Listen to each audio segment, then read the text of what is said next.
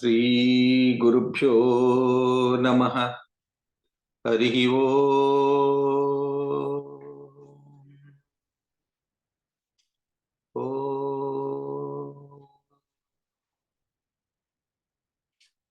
Om.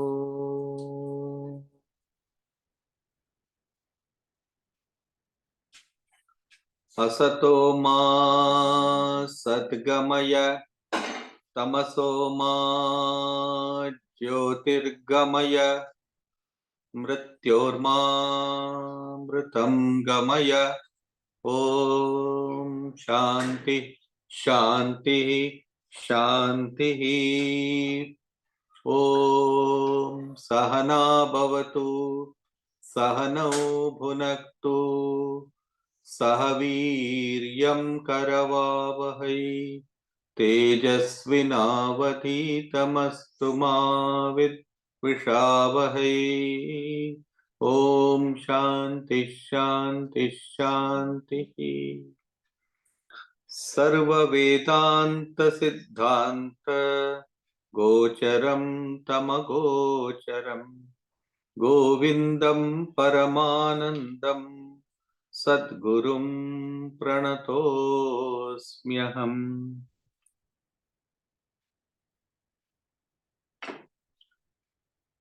Welcome to this study of the Vivekacūḍāmaṇi.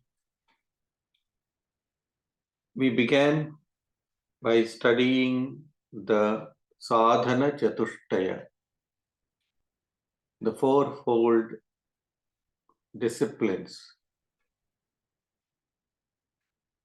In the 19th verse, Sri Shankaracharya began to enumerate these four disciplines which we should have. Every spiritual aspirant must at least be aware of these four disciplines.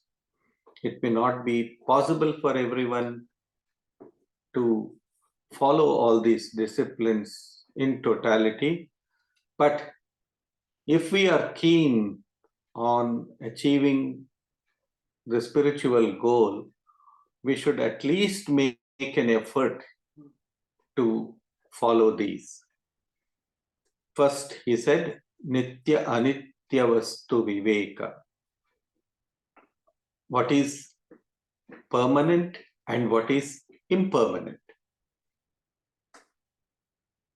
Take what is very essential and discard what is non-essential. Sri Ramakrishna says, a hamsa or a swan, if it is given a mixture of milk and water, it secretes only the milk and leaves out the water. Similarly, what is the essence in this universe? The essence is the divine, that God is and the world is of temporary existence. Therefore, when one should hang on to that which is permanent, that which is the absolute goal of human life. Nitya Anitya Vastu Viveka. This has to be kept in mind.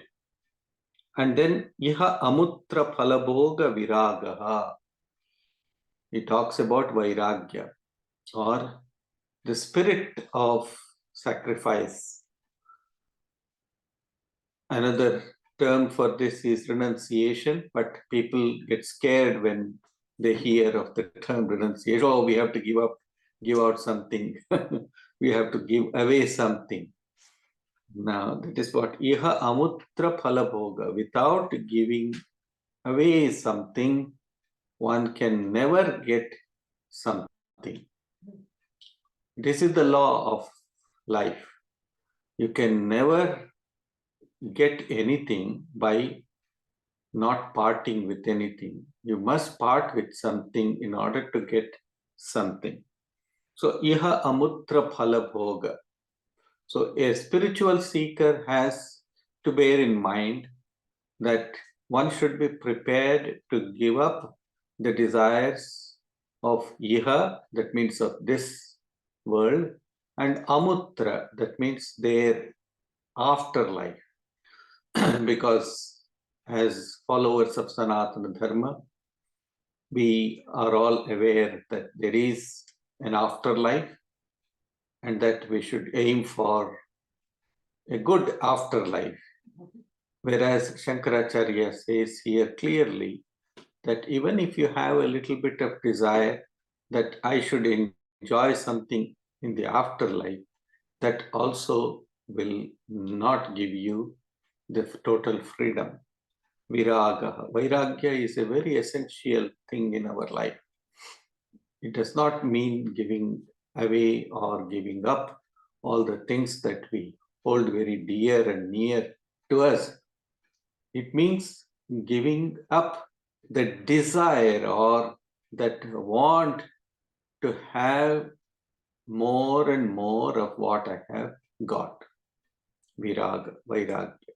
A time will come slowly, that which I hold very near and very dear to me will slip away from through my fingers, as it were, just as water slips away through the space in our fingers. In the same way, it will someday will go away. You can't hold a water. If you take water in your palm and then you hold it on for a period of time, slowly and slowly the water will definitely will slip out of through the holes in your fingers or through the gap in your fingers.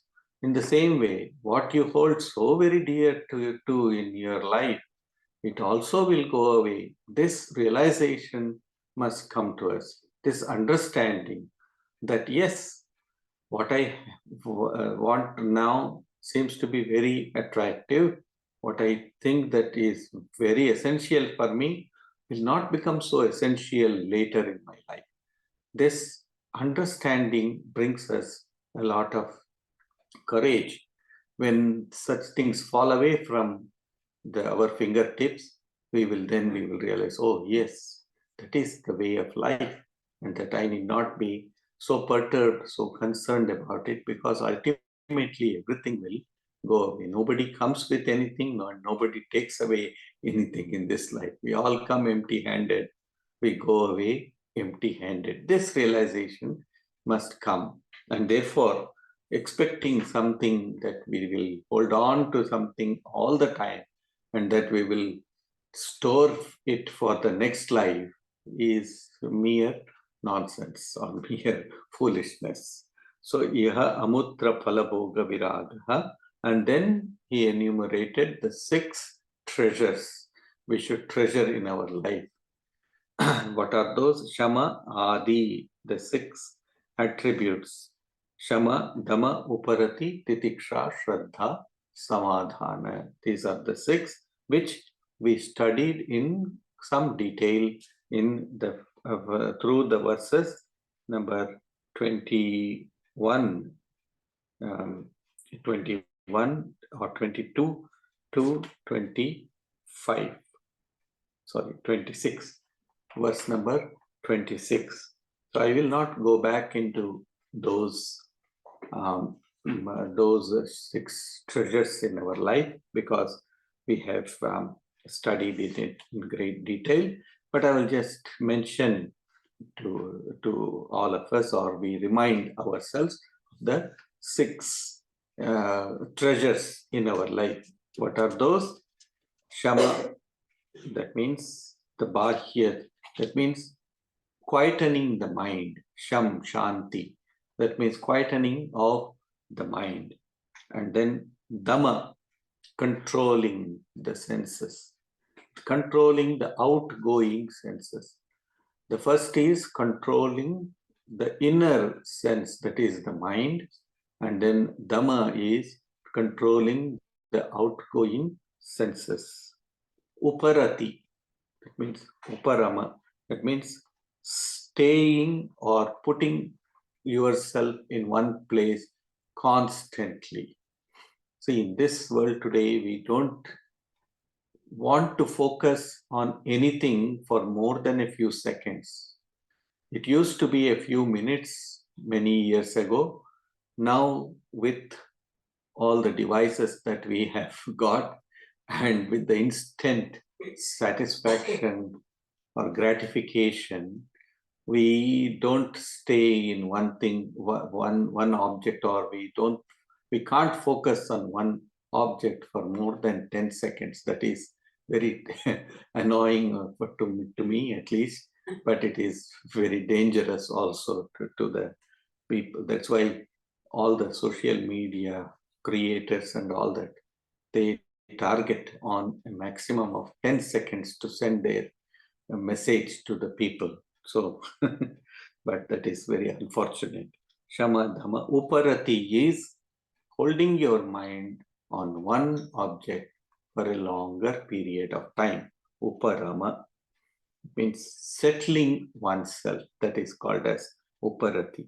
Then he spoke about one of the most important disciplines, or one of the most treasures that we must hold on to, that is titiksha, that is forbearance, forbearance, forbearance. 3 times Sri Ramakrishna says sha, sha, sha. That means forbear, forbear, forbear. That is to say, it is not enough to tolerate once, but to forbear it again. That means physically, mentally, and intellectually to keep on forbearing whatever comes in our life. If we can at least pause and then think about it and forbear and say to ourselves, I shall overcome this. I shall not retaliate. I shall not retaliate. I shall not retaliate. Even if we can do that 3 times when we are in an argument with somebody, or when we are in a heated discussion with somebody, if we can tell ourselves, I will not retaliate, I will not retaliate, I will not retaliate. Of course, it requires a lot of spiritual strength to do that. I understand it and I acknowledge that fact. It is not always possible, but keeping in our mind that we need to forbear. Talidavanu baliyanu in Kannada, there is a saying, one who forbears will survive. He who forbears will survive. One who does not forbear will not survive. That is very important. So that is titiksha. Then shraddha. Shraddha is faith. Faith in oneself first. That's a very important thing in our life. I must have faith in myself. Faith does not mean egoistic feeling. No. Faith means that I rely upon, or I have a firm conviction that there is strength within me, there is power within me. Shakti is what you call yourselves here, Shakti Global. So that Shakti is within me, that power is within me.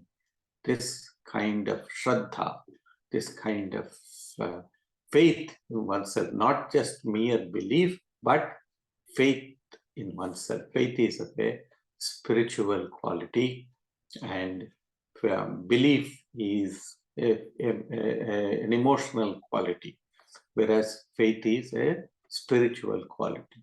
If you have faith in your own self, and of course, faith in the words of the Guru and faith in the divine. These are the 3 kinds of faith that we must nurture within ourselves. One within oneself, in the words of the Guru or the scriptures, and then faith in the saving grace of the divine. That is how some spiritual masters put it. Saving grace of the divine, that God is behind me. God is in me, God is with me, and then God is in me. These are the 3 kinds of faiths that we should have. God is behind me or around me, God is with me, and then God is within me. These kinds of faiths is very important. Shraddha. Then samadhana. Once you are well established in all of this samadhana. That means you will become totally free from any doubts. That is what is samadhana. Freeing yourself from doubts is a very important thing. Doubt is like a demon which eats away your vitals slowly and slowly. So we should not have any doubt about the reality that God is, that the divine presence is within me and with outside of me everywhere, is something which one should have firmly deep-rooted within oneself. So that is called as samadhana. That means you are so firmly established in this faith about the divine that you have no doubt anymore, and then you achieve a state of samadhi wherein you are established in your supreme glory. That is samadhi, of course. So we studied all of this, and now he will now talk about the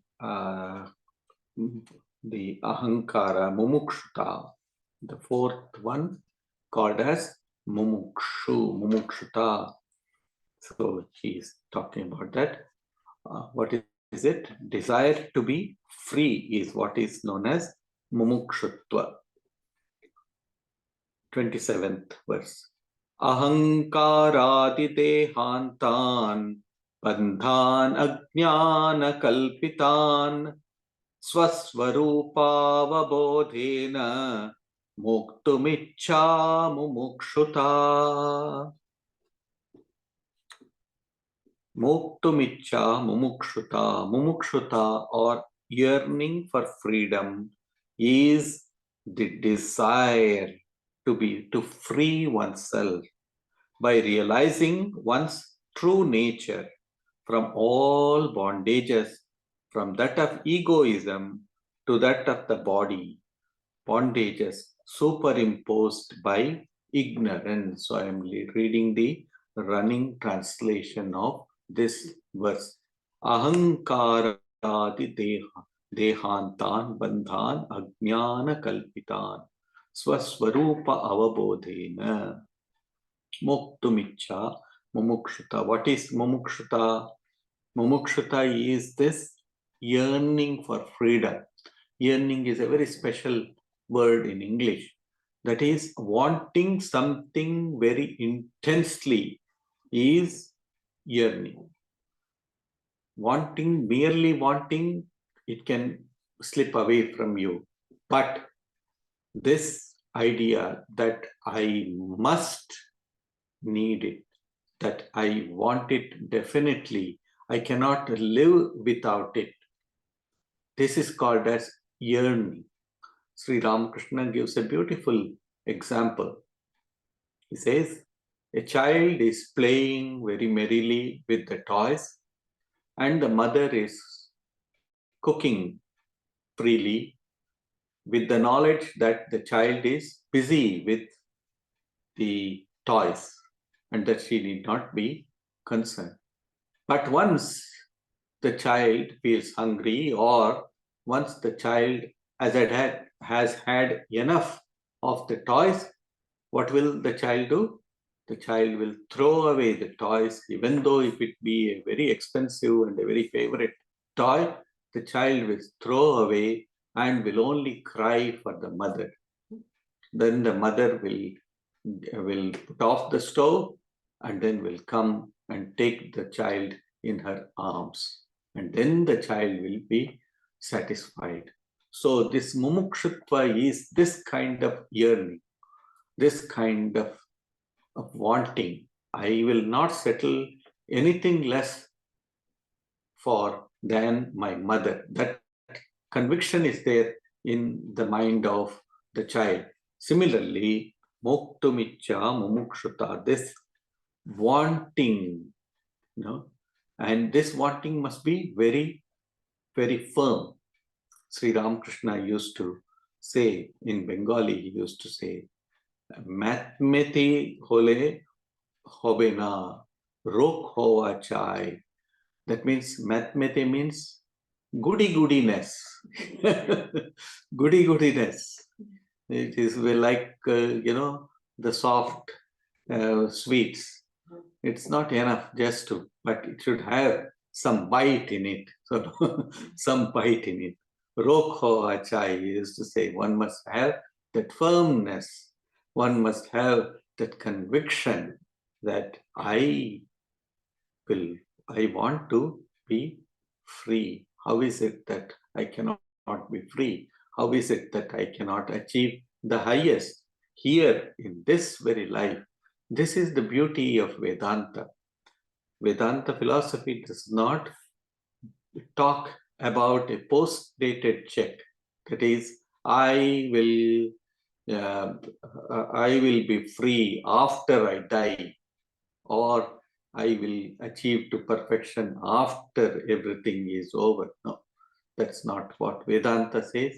Here, ihaiva tairjitas sargo yesham samye sthitam manaha nirtosham hi param brahma, says Sri Krishna in the Bhagavad Gita. Iha eva taihi jitaha. Here itself, in this life itself, I shall be free. I will be free. I must be free. This kind of understanding must come to us. Ihaiva moktumicha mumukshata, intense longing, that is called as yearning for freedom. So in the Bible, we come across a beautiful statement or exhortation of I think this is in the Old Testament, if I'm not wrong. It's in the Old Testament. He says, "O ye of little faith, if you have a modicum of faith as the size of a mustard seed, tell the mountain to move and it shall move." Very powerful words. It is from the Old Testament, of course. So it says, even if you have a modicum of faith as the size of mustard, in Kannada we say it the size of a sesame seed. It's even smaller than a mustard seed. So ellastu ನಂಬಿಕೆ ಇರಬೇಕು. ಎಳ್ಳು means the sesame seed. So one must have, even if you have a little bit of faith that you will become free, you shall become free. See, say to yourself at all times that I am free. I shall be free. First of all, we begin with that, and then we will come to the state where we will be able to say, I am free now. So anyway, ahankaradi dehanta. And what should be one free from? Ahankara, etc. The egoism, that of the body, dehantan, ajnana dehantan bandhan. That is the egoism that I am the body. And the gross body, the subtle ego, and etc. There are several layers of this ego pervading in our physical and mental system, psychophysical system. And what it does, it binds our understanding about the infinite nature of our soul, that I am one with the consciousness. So as I do not feel that I am free, so my egoistic being, which is the soul, which is bound up by these things, by these illusions, it goes from birth to birth, from death to death, and to birth to birth. This birth and death cycle will keep on continuing. So therefore, this psychophysical system, the bondage to this psychophysical system, is Ajnana Kalpitan, says Shankaracharya here. It is due to my wrong understanding or ignorant understanding. This Ajnana Kalpitan, it is because of ignorance. Therefore, when we are ignorant of something, we naturally suffer. If I am ignorant of something, I naturally suffer. If I have knowledge of something, then the suffering will become reduced to a large extent. So, when one has this idea about liberation, that I can become free, I shall become free, then the suffering ceases to exist. And then he says, Swarupa avabodhena. One realizes one's true nature by realizing one's true nature. So we should realize this true nature, that I am the Atman. I am free from all of these bondages. These are the thoughts for our meditation. So only humans can think of this, not any other beings. That is why Shankaracharya said in the beginning, this, you have got this labdva katanchit narajanma durlabham. You have got this narajanma, that is this human body. See, it is very, very difficult to get. It is very rare to get. Among so many species, we have got this. So it says, you have to ponder over this. You have to meditate upon this, that I have received this precious human birth. And why should I fritter it away? Why should I waste it away? No, I shall make good use of this human body for the realization of my own real nature. That my nature is not that of the body, it is not that of the mind. That has to be impressed upon ourselves every day. Just a few minutes in our day-to-day life, we should extract a little bit of the time, and then we should ponder over this, that my real nature is that I am divine. We can begin by the Dvaita system, that I am a child of the divine, and then slowly and slowly I enter into the kingdom of God, as it were, and then think that I am divine. So that's what he says. Swaswarupa avabodhena. Avabodha means realization of one's own real nature. So it is good to say that I want to have mumukshata, or I want to have freedom. But this idea about freedom does not come to everyone, does not come so forcibly to everyone. So therefore, in the next verse, Sri Shankaracharya says, to people like us, whose vairagya or whose sense of sacrifice or renunciation is very timid, very, very mild, to such people, he says, even if you have mild renunciation or mild thoughts about mukshata, that means freedom, it is all right. It is all right. But just try to hold on to it. Hold on to it. When possible, exercise your efforts, or make your efforts, so that you can slowly and slowly rise yourself to the ultimate goal. That's what he says in the next verse.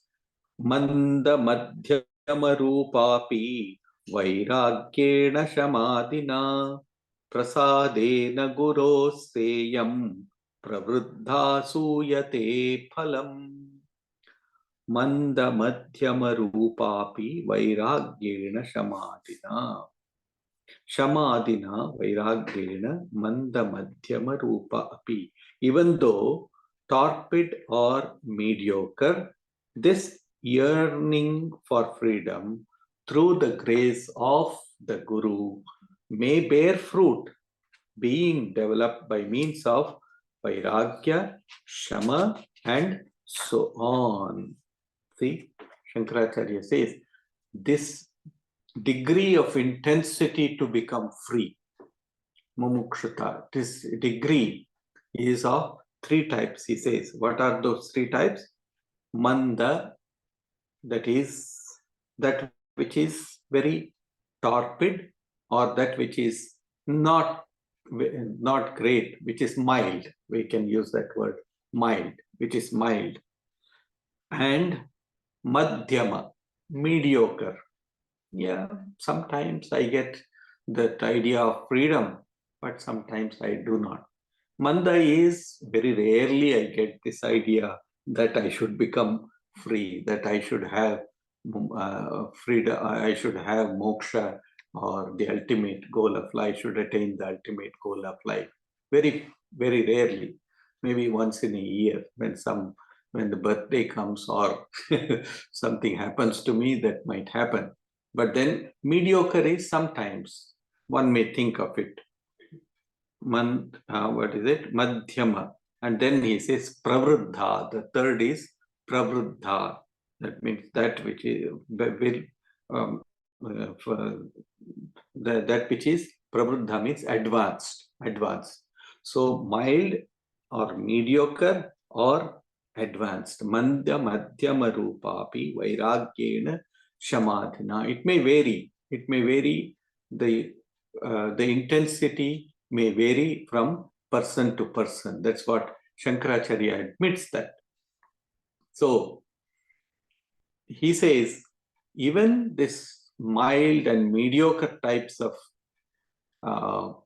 desire to become free should be slowly nurtured. It should be developed to become the best. How to do that? He says, Prasad Guroha Prasadena Saiyam Pravruddha Suyate. This phalam prasad, Guroha Prasadena, by the grace of the Guru. This brings us to the topic of Guru. What is this concept of Guru? Guru is, of course, one is the physical Guru, somebody who instructs you in the spiritual path, gives you a mantra, or instructs you in the path in the path of meditation, etc., and keeps on guiding you. That is called as a guru. That is a human guru. That's good. Then there is the next state of guru, where the mind itself becomes the guru.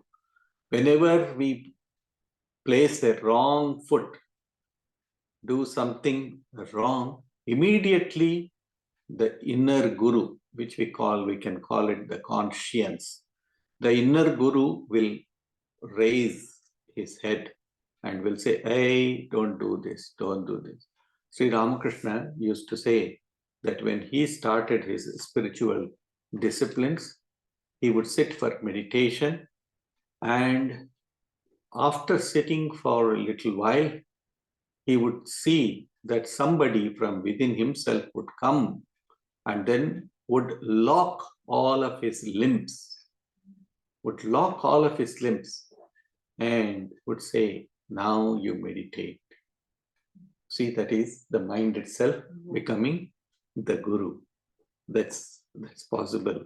So, I mean, some people whom I have met, they have mentioned that those words of Sri Ramakrishna are not exaggerations, but they are true, because they themselves have felt that their mind itself becomes the guru. And of course, there is the Satchidananda Guru, the supreme divine consciousness itself becomes the guru and will guide at every step of our life. Will be able to do that.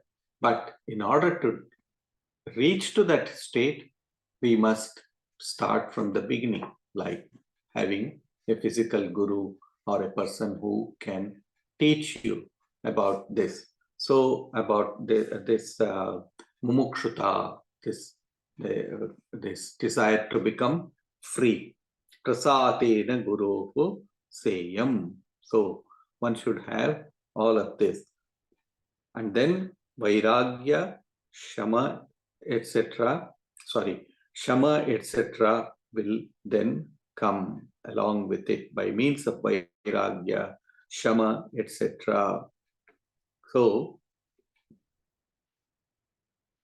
mumukshuta, that he has concluded that topic. Oh no, he takes up one more in one more verse. He talks about this. Let us go to the next verse.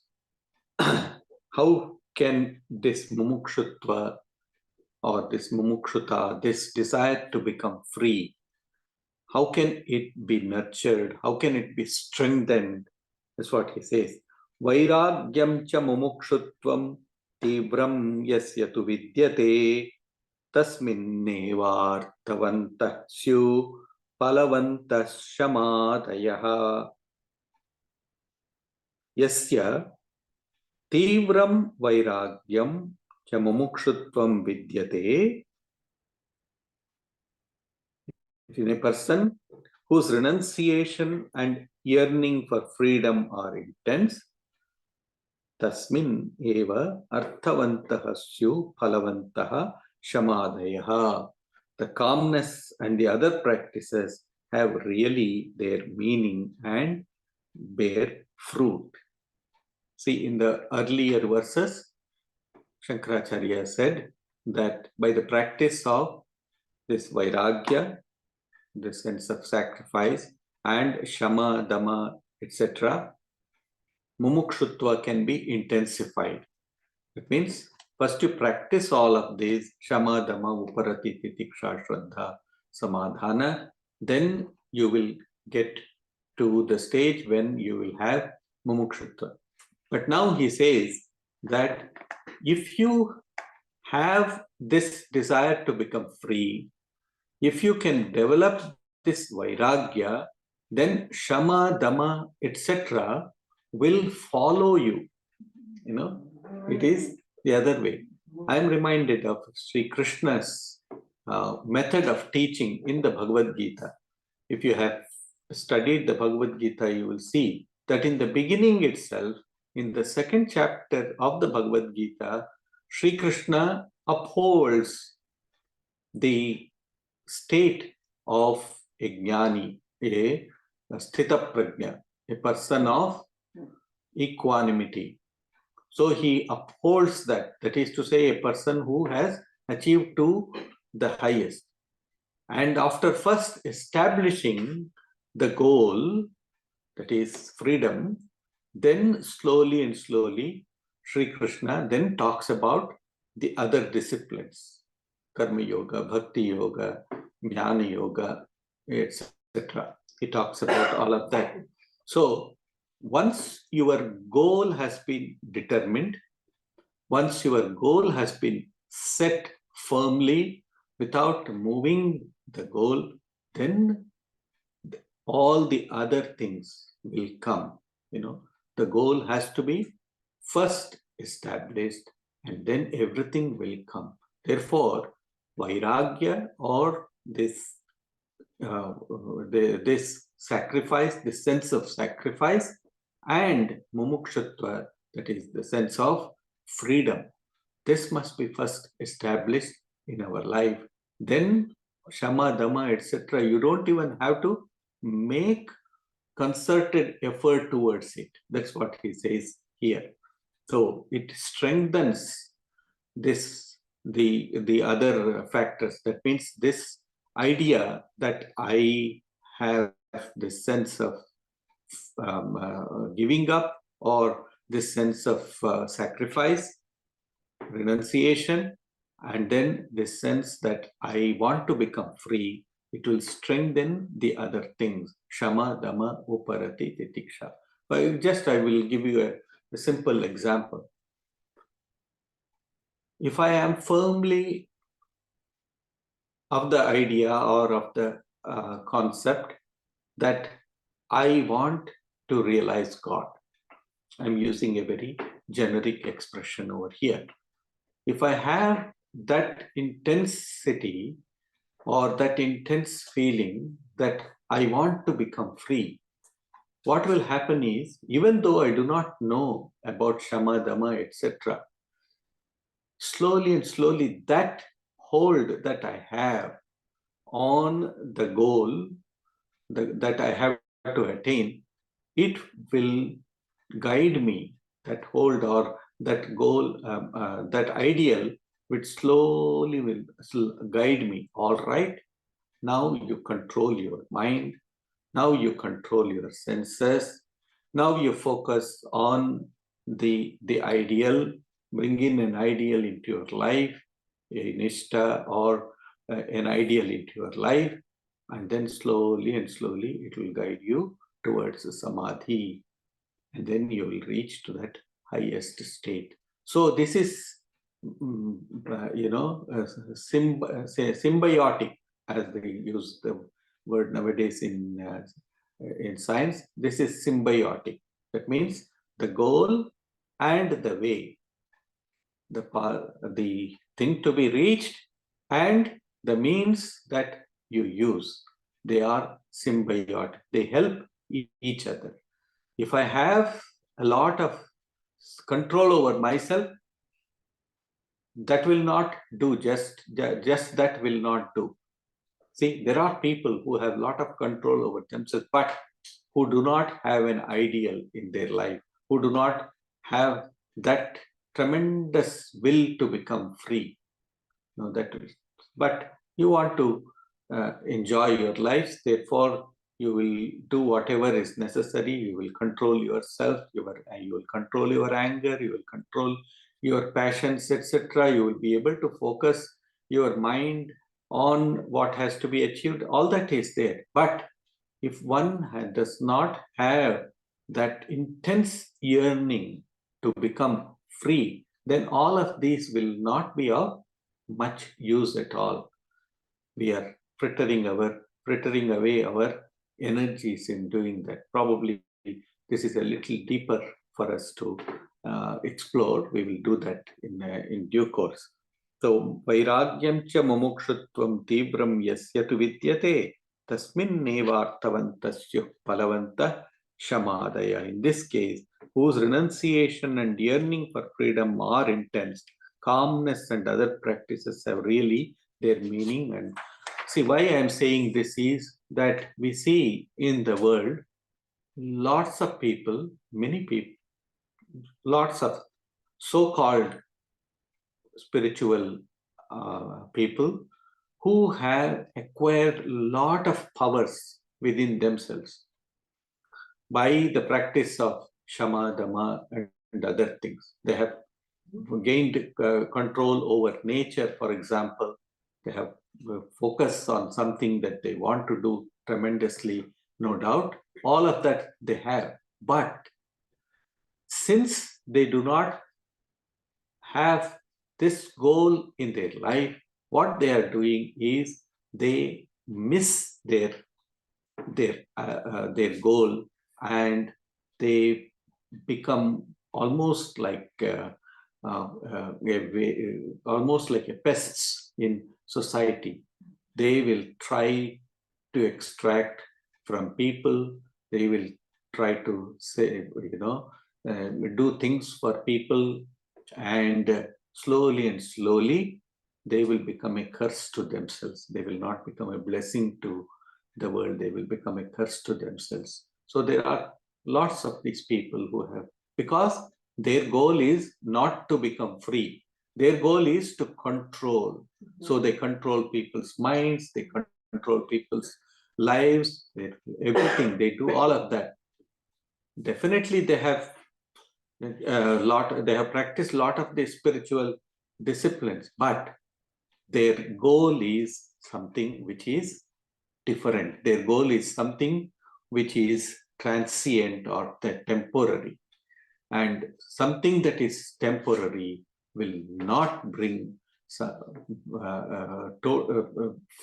full freedom or full experience of fullness in one's own life, purnatva, or fullness in one's own life. So that's why he's saying here that while you practice all these other spiritual disciplines, you may have all those 6 treasures in your life. If you do not have the goal established, the goal is very, very clear that the goal is vairagya, total renunciation, and total freedom. Goal is ultimately freedom. Even renunciation is a means for that. There is no doubt about that. The goal has to be very, very clear in front of our eyes. It must be absolutely clean and clear in front of our eyes. That's why he says in the next verse,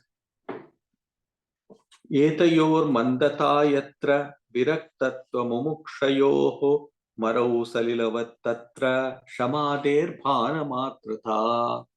This is what I was trying to explain a little earlier. Where, however, this renunciation and yearning for freedom are torpid, that which is very mild, or there is nothing at all. There, calmness and other practices, shamadama, etc., are as mere appearances, like water in a desert. That is, they are without any stability and may vanish like the mirage at any time. For without burning renunciation and desire for freedom, the other practices may be swept off by a strong impulse of infatuation or some strong blind attachment. We have innumerable examples in our Puranas and all that. Vishwamitra is one of the great examples that we have in our Puranas. You know, he had practiced tremendous spiritual disciplines. There's no doubt about it. But because his goal was not fixed on release, he wanted to become a Brahmajnani. He wanted to be called as a Brahmavit. But he could not be called that. He left everything, there is no doubt about that. But in his mind, there was this hankering for some kind of position, that I want to be known as a Brahmavetta, that means as a Brahma Rishi. I want to be known as a Brahma Rishi. Because of that not yearning, that desire to become a Brahma Rishi, he failed. So no, becoming a Brahma Rishi is not the goal of life. Becoming one's goal must be freedom and nothing less than that. I want to become free. I want to become free. I want to become one with Brahman, not to be known as a knower of Brahman, but I want to become the Brahmavit itself. I want to become the knower itself. I don't want to be known by that name by other people. So, and when temptations came, Vishwamitra succumbed to it. And it took a lot of time for him later to overcome all that. And we know that great Gayatri mantra came into his heart, and which purified him. And slowly Vishwamitra rose from that state, and then realized that the goal of his life as freedom from name, fame, all of this must go away. That is the idea. Okay. We shall stop here today, and we will take up the next topic, which Sri Shankaracharya talks about, that is bhakti. What is bhakti? Bhakti, he calls it as the best means for liberation. So liberation, if we want to have liberation, we must have bhakti. But Shankaracharya differs a little bit. from the normal definition of bhakti, that is love of God. From that he talks about bhakti in a different mode. Swaswarupa anusandhanam, seeking one's own real nature is bhakti, he says. So there is a little bit difference over there. So we will stop here. Om Shanti Shanti Shanti. Hari Om. Thank you all. We shall have our next session not in 2 weeks, but later, because on the 13th I have some other engagement. So we will meet only on the 27th of June again. So we have almost a month time since, yeah.